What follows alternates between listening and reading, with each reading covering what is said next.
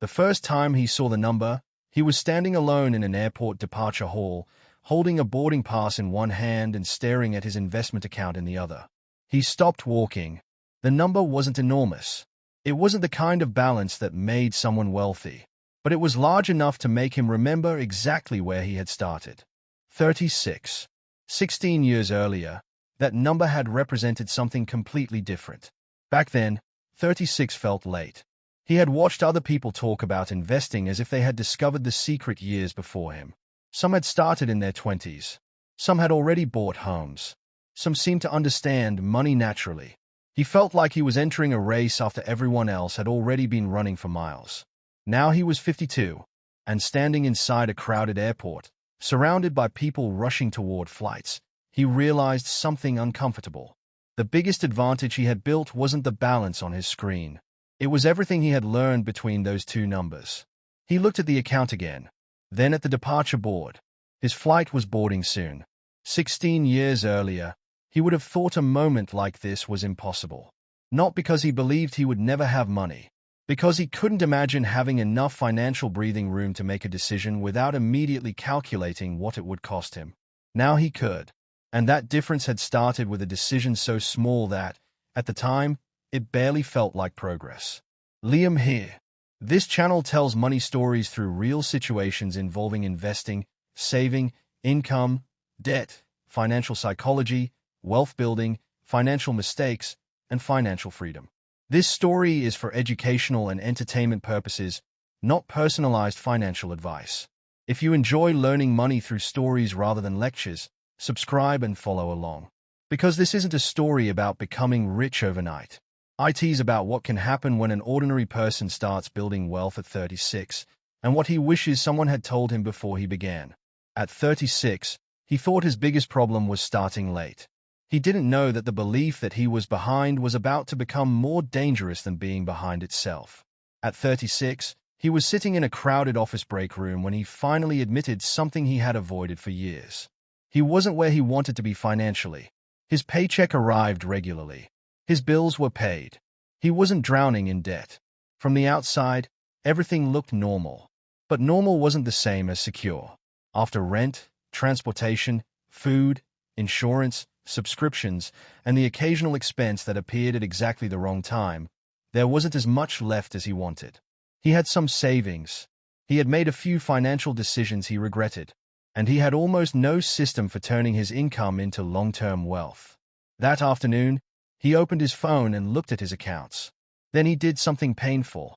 He calculated how many years he had already spent earning money without deliberately building enough assets. The answer bothered him. He couldn't recover those years. He couldn't go back to 26. He couldn't make his younger self invest every month. And that created a dangerous thought. Maybe he needed to make up for lost time quickly. He started watching videos about high returns. He looked at investments that promised excitement. He imagined what would happen if his money grew much faster than average. For a few days, the idea felt motivating. Then he realized something. He wasn't investing from confidence. He was investing from regret. And regret is a terrible reason to take financial risks. If you were 36 and suddenly realized you hadn't built much wealth yet, what would you do? Would you slow down and build a system? Or would you try to make up for 10 years in the next 2? He didn't know the answer yet. But he was beginning to understand that starting late didn't mean he needed a more aggressive personality. It meant he needed a more deliberate plan. That night, instead of searching for the fastest investment, he opened a blank page and wrote down 3 things. What comes in? What goes out? What can stay invested? It wasn't impressive. But for the first time, he wasn't trying to fix his entire financial life in one decision. He was trying to make the next decision better. The numbers on his page were smaller than he wanted, but one of them revealed something he hadn't considered. He didn't need to become rich quickly. He needed to make sure his money finally had somewhere to go. The next Saturday morning, he sat inside a quiet public library with a notebook open in front of him. No motivational speech. No complicated spreadsheet. Just a list of his actual financial life. Income. Essential expenses. Debt payments. Savings. Investments. And the amount that disappeared every month without him remembering where it went. That last number annoyed him most. Not because it was enormous, because it represented decisions he wasn't consciously making. He started cutting what didn't matter. Not everything. He didn't suddenly become miserable. He simply became more selective. Then he created 3 separate purposes for his money. Money for normal life. Money for emergencies. Money for long-term goals. Their investment amount was modest. It was also realistic. That distinction mattered. He had previously believed that wealth building required large amounts of money. Now he understood that the first job was creating a contribution he could repeat. He chose a hypothetical monthly investment amount of $300 as an example of what he believed he could realistically maintain, not because $300 was a universal recommendation, but because the number fit his own budget at the time. Some months, even that would feel uncomfortable. But it was something he could plan around. He also made a rule. If an unexpected expense appeared, he wouldn't automatically sell long-term investments. He would first look at the money specifically kept for emergencies. It wasn't exciting, but it gave his plan a structure. And then he learned something that changed how he viewed starting at 36. He had something his 20-year-old self didn't have. Experience. He knew what he actually spent money on. He knew which purchases brought temporary excitement and which ones genuinely improved his life. He knew that financial plans could fail when they demanded perfection. So he stopped trying to become perfect. He tried to become consistent. Would you rather invest a smaller amount you can realistically maintain, or wait until you can invest a much larger amount? For him, the answer became obvious. The goal wasn't to impress anyone. The goal was to make the next year look different from the previous one. And for the first time, 36 didn't feel like an ending. It felt like a starting line. He had finally built a plan he could live with. Then real life tested it in a place he never expected, and the first setback threatened to make him question everything. 8 months later, he was standing beside his car in a repair shop parking lot when he received the estimate. The number was higher than he expected. He looked at the screen, then at the car, then back at the number. This was exactly the kind of moment that used to destroy his financial plans. He needed the car. Their expense couldn't simply disappear. And the money sitting in his investment account suddenly looked extremely convenient. For a few seconds, he considered selling. Then he remembered the system he had built. He had deliberately kept emergency savings separate from long-term investments. The savings weren't growing as aggressively as his investments might. But that wasn't their job. Their job was to absorb problems like this. He paid the expense from the money designed for emergencies. Their investment account remained untouched. It wasn't a dramatic victory, but emotionally, it was huge. For the first time, an unexpected expense had happened without forcing him to dismantle a long-term plan. That taught him something he hadn't understood at 36.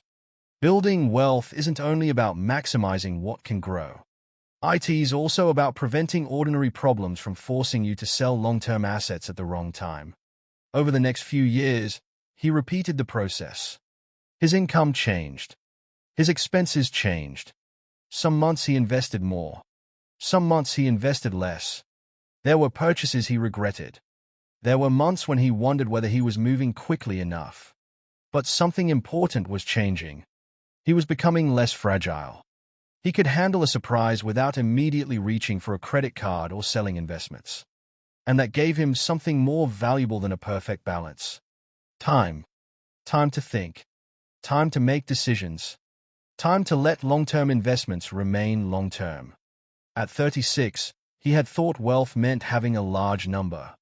Now he was beginning to see that wealth also meant having enough flexibility that one bad month didn't control the next 5 years. But the market had a different lesson waiting for him. His emergency fund protected him from one kind of financial shock.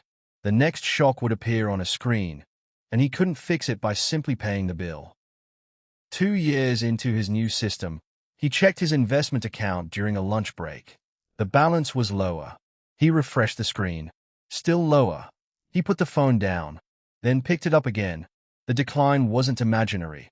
For someone who had started building wealth at 36, watching the number fall felt different than he expected. Every contribution mattered. Every year mattered. And now the account was telling him that his progress could move backward. He felt the old fear return. Maybe he had started too late. Maybe he should have waited. Maybe investing wasn't worth the stress. For a moment, he considered stopping his contributions. But then he remembered what the money was for. It wasn't emergency money. It wasn't money for next month's rent. It was intended for a long-term goal. That didn't make the decline harmless. It didn't guarantee that the investment would recover.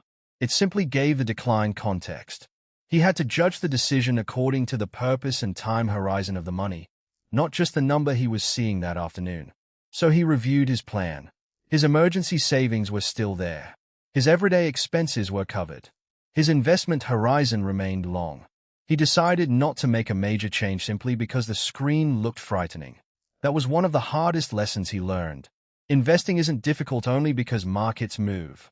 It's difficult because human emotions move with them. When prices rise, people can become overconfident. When prices fall, people can become desperate. He didn't want either emotion controlling his future. So he stopped checking the account constantly. He kept contributing according to what he could realistically afford. And he accepted that building wealth would sometimes feel incredibly boring. That boredom became useful. Because his goal wasn't to predict tomorrow. His goal was to give his money enough time to do its job. The number eventually changed again. But the bigger change had already happened inside him. He no longer believed every financial problem required an immediate financial action. And then he discovered another truth. Sometimes the most powerful way to improve your financial future isn't investing harder. It's earning more. He had learned to survive falling markets without abandoning his plan.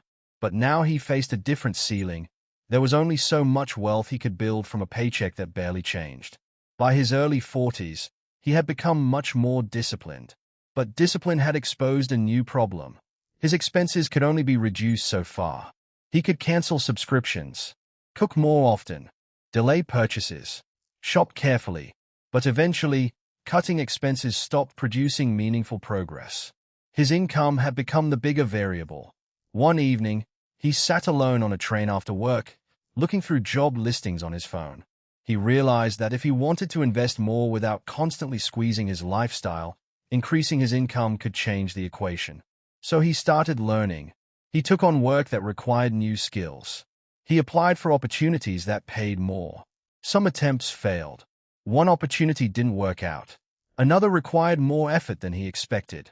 But eventually, his income improved. He didn't immediately upgrade everything around him. That was another important change. When the first larger paycheck arrived, he could have increased his spending. And honestly, he wanted to. A better car, more expensive restaurants, more convenient purchases. A few things he had postponed for years. Instead, he allowed himself some lifestyle improvement while directing part of the increase toward his financial goals. That balance mattered. He wasn't trying to live like a monk until retirement. He wanted his present life to improve too. But he didn't want every raise to disappear. Over time, his contributions became larger.